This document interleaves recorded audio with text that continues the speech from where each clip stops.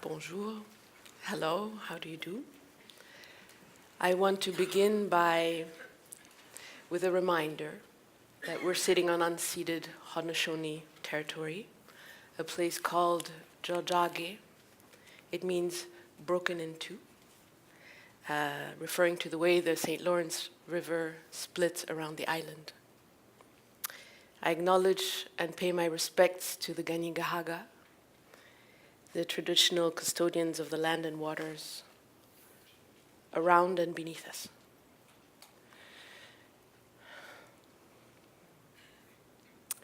I am Lisa Ndejuru, firstborn of Aimable Ndejuru, son of Ndejuru Claver, son of Nguije, son of Karenzi, son of Gitondo, son of Karorero, son of Kivunangoma, son of Rguiru, son of Murahire, son of Hongori, son of Makara. I am a daughter of the clan of the Abega, of Makara, of the branch of Hongori. And I'm a product of an unbroken tradition, a Rwandan tradition that can be traced for more than 1,000 years. Here on Turtle Island, I am not a guest, because to be a guest would mean someone invited me. No one invited me. But I'm getting ahead of myself. So I'm reading to you a little bit, a few pieces, from a piece called Le Petit Coin Intact. I haven't found the little intact place. It was a personal response to a community university research project that was called Life Stories of Montrealers Displaced by Genocide, War, and Other Human Rights Violations. And it took place from 2005 to 2012 here at Concordia University in Montreal. I lived in that project. It was a place where we collected over 500 life stories of refugees of all over the place, and where we played with them, played in the most serious way, and shared. It wasn't Rwandans only, it was, many different. It so happens that here in Montreal, everybody has a story, right? So I started this Petit Coin because I wanted to offer a sort of a ritual process, a process of understanding, maybe even healing collectively. But then I realized that I had to go through some of that for myself, some of that kind of work for myself, before I could offer it to other people to join into with. Alors, the stories are about the violence in Rwanda that began long before 1994, and how that seeped into the day-to-day lives of people, how it affects our relationships and the way we see ourselves in the world.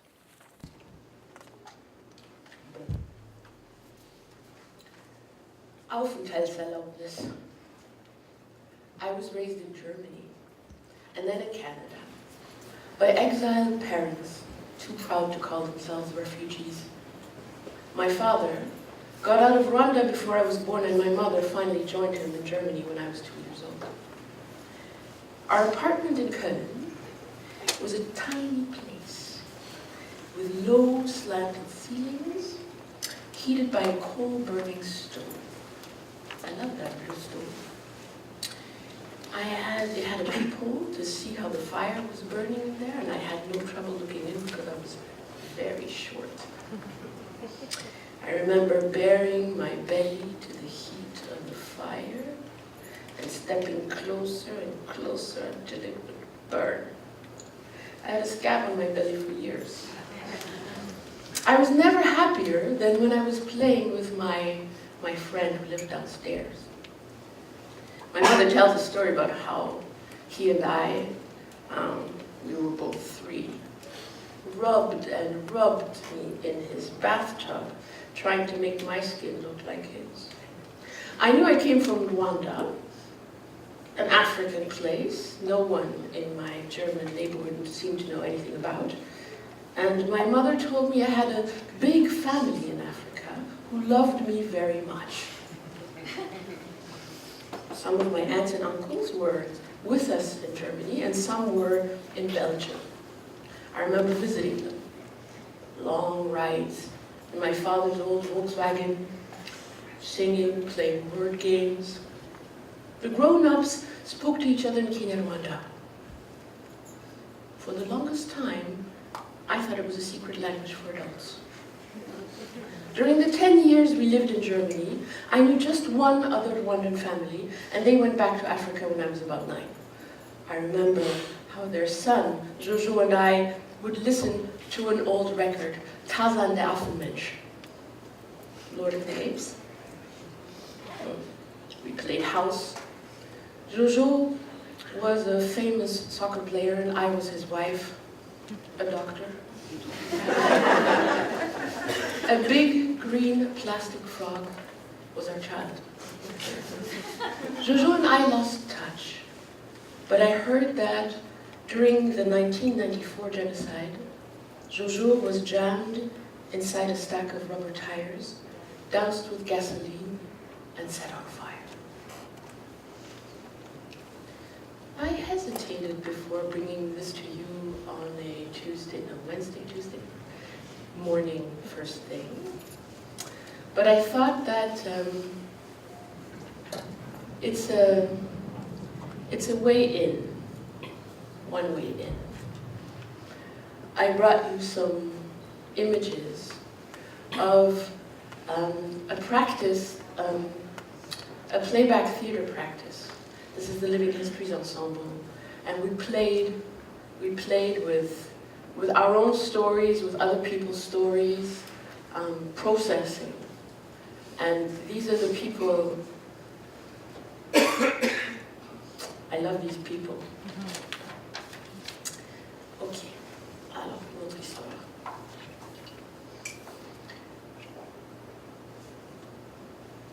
My grandfather was assassinated on the 26th of March, 1962, when my father was still a teenager, long before I was born. Why did he die?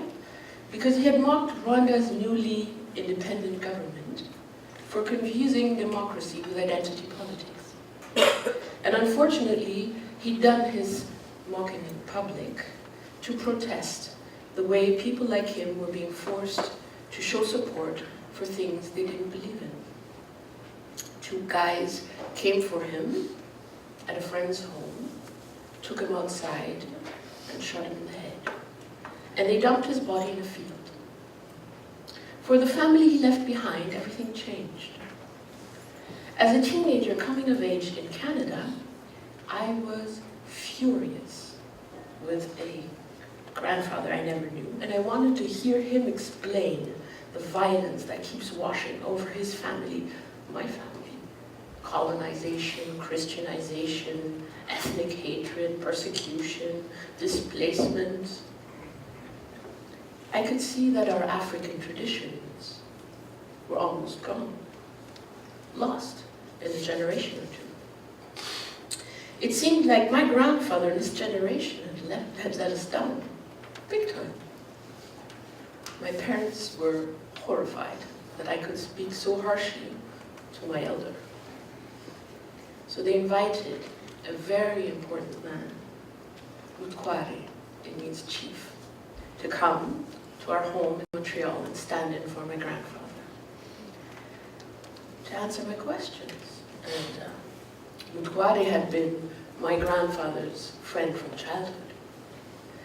People like Nkware and my grandfather were the ones the Belgians chose to receive their style of privilege. These select few Rwandans were called the moderns, les évolués, the evolved ones.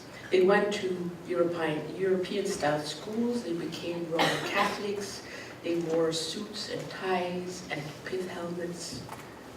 Like his father before him, Nkware had been a chief. Mostly under colonial rule, that meant that he was responsible for collecting taxes for the Belgians. It's what was called indirect rule. Nkware is tall, very straight. I must have been staring because my mother said, "You wanted to talk? Speak." And suddenly, I don't remember exactly what I said, but I remember what I heard from him in his calm voice. I don't exactly remember what he said either, but what I heard was, we tried hard, we did our best, and we lost. And suddenly it didn't hurt quite as much, because Nkware was beautiful. He was proud. He was alive, and he was taking my questions and my anger seriously. A couple of years ago, as part of the Life Stories project, I went back. Nkware travels from Rwanda to Toronto, where he has a daughter. So I went back to see him. I was married then. And I asked him, "Were you the tool of the Belgians?" And he was like, you don't understand colonization. Nkwari's message to me in Toronto, because I asked him, is there something that you'd like, I mean, I'm asking you questions, is there something you'd like to tell me? And he told me something that, he said it wasn't his idea to agitate for Rwanda's independence back in the day. That the push for decolonization came from the United Nations Council of Trustees and had more to do with opening ancient African colonies to other Western influences and commercial interests than with promoting human rights and justice and self-determination. And it was not the story that I was raised with. I always thought that he had been part of these Pan-African freedom fighters. That's not how he saw his role, right? Romantic me is sad to think that the idea of political and economic autonomy didn't come from my people.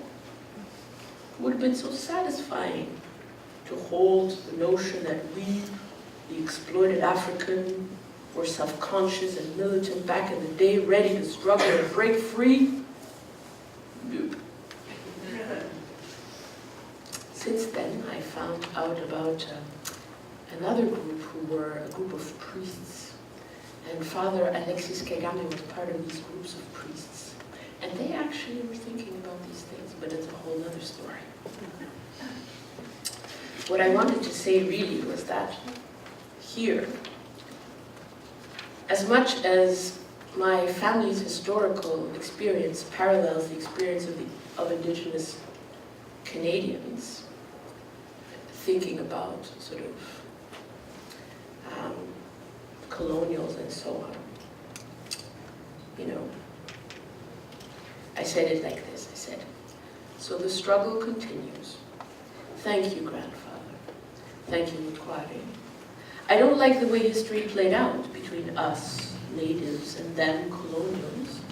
We lost, gave away, took, way too much.